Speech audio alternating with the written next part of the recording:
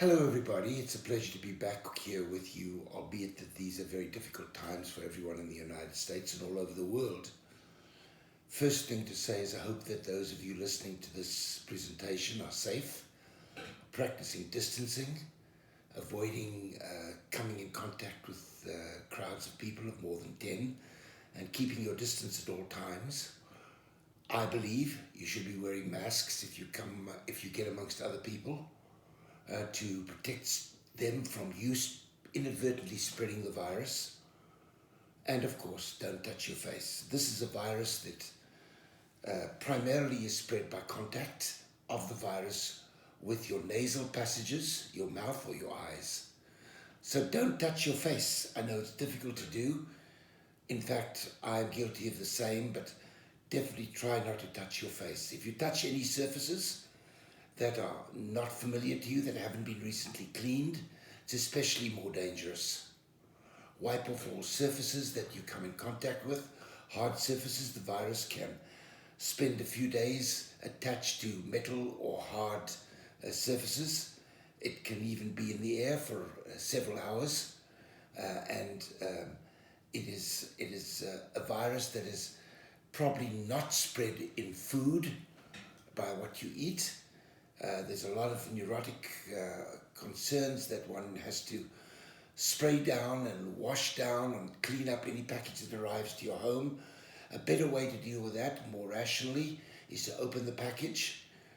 Then, upon opening the package, wash your hands and discard the package. Leaving it outside your door for 24 hours will definitely result in the virus dying. But it's probably not a practical solution when things are delivered in your doorstep. A little bit of advice: if you buy wrapped foods, unwrap the food, wash your hands, then place the food on a plate. You may want to put it in the microwave if it's warmable food for a period of about 20 seconds, hopefully to kill any viruses that might be present if possible. But by and large, just stay safe. Avoid large crowds. Keep your distance, don't touch your face, wash your hands with soap and water, in warm water preferably, because the virus doesn't survive well in warm water, and do so regularly. Whenever you touch a surface that's unfamiliar with you, wash your hands or wipe it with a sanitizer that has at least 70% alcohol in it, or use Clorox wipes or hydrogen peroxide 3%. And wipe your hands thoroughly with it to kill the virus before touching anything else. And if you've got a cough, or you've got a fever of unexplained origin, or you sneeze a lot and you have a sore throat, for God's sake, get yourself tested if at all possible. But if not, remain quarantined and contact your doctor immediately to discuss about the possibility of your having the virus. This disease, this scourge, this plague-like attack on us is going to be around for a while, and we're going to see tough times over the next few weeks.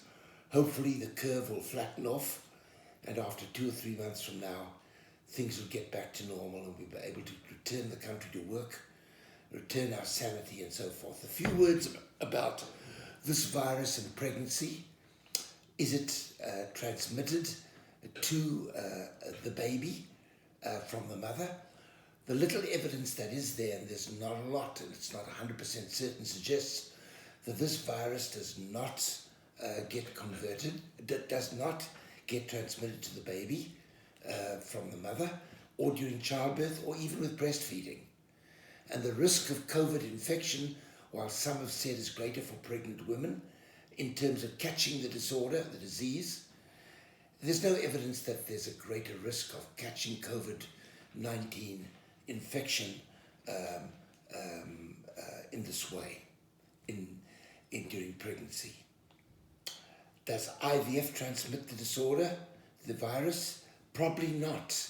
But the American Society for Reproductive Medicine has recommended that we do not procure pregnancies through IVF at this time until the pandemic is past its peak and is on the way down or gone altogether. And that is what we are practicing as well. We are not performing IVF, intrauterine inseminations, embryo transfers even any longer since our March cycle. The idea is to wait for this to subside before we do. And I think that's very wise. It also isn't fair to expose our patients to other patients in the clinic, and it's definitely not fair to have our nurses and staff exposed to people that may be inadvertently carrying the virus or may carry it and spread it in the clinic. And for that reason, we are not performing procedures, but I am fully at work. I'm still doing all my consultations. As many of you have read that have been watching the news, what I've been doing for the last 10 years, which is telemedicine, online consultations with patients, is now taking off. And I predict, and have predicted for some time, that this is going to become the mainstay of medical practice going forward in the future.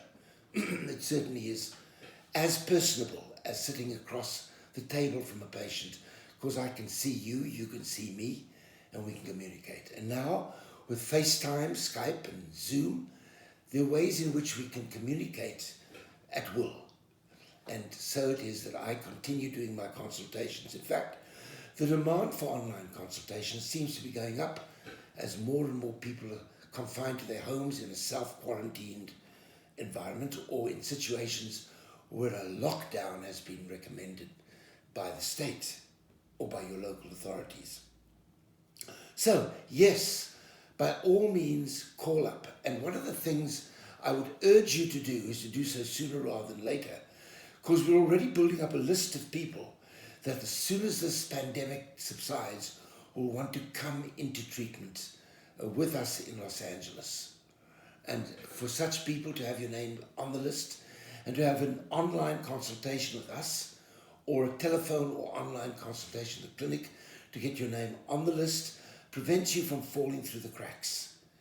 So I urge you to pick up the phone, contact Paddy Converse, 702-533-2691, or if you're in Canada or elsewhere in the United States, out of state, call the 800 number, 780-7437, 1-800-780-7437, or go to my website, shareivf.com. You'll find a form that you can fill in on the home page.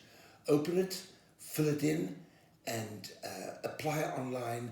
Paddy will get right back to you. You can also get the questionnaire that you need to fill in online off our website. Please fill it in as comprehensively as possible. But you don't have to completely fill it in, because we'll do a follow-up. And for those things that you're unable to answer, those things you can't answer, we'll get that information from you at a later stage. So don't let that delay you. And when you do fill it in immediately and send it to us so we can process you and get you in line for treatment as soon as it comes available and is recommended and safe. So that really is my message to you today. But I want to add that our commitment to helping you go from infertility to family has not wavered. I am here doing consultations, so don't hesitate to call Paddy and set up an appointment to come in and see me.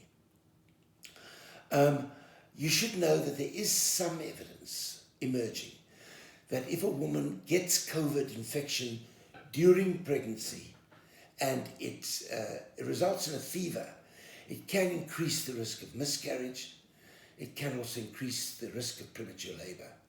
But it will not necessarily increase the chance that the baby is affected. It does raise complications. Some doctors have rushed to do cesarean sections earlier on in women that are infected, especially if they get a fever, to try and avoid the baby, try and avoid premature labor and so forth. I don't think it's a good idea. I think you should see it through and deliver your baby as you would even if you didn't have the infection. So with that information, all I can say is God bless you all. God bless us all. May He keep us safe and our families safe. And may the impact of this horrific condition not be as great as we anticipate. And may it not come back again. Thank you all for listening, and have a wonderful day.